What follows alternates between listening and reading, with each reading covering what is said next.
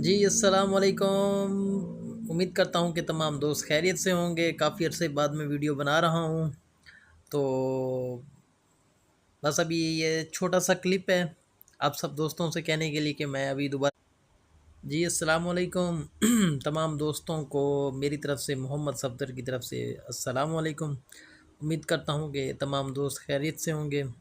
काफ़ी अरसे बाद मैं यूट्यूब पे वापस आया हूँ, तो दोबारा अपना जो एक दोस्तों के साथ एक मेरा अच्छा रिलेशन था, तो सोशल मीडिया के थ्रू, तो वो अभी मैं दोबारा जो है वो हमारा रिकवर हुआ है।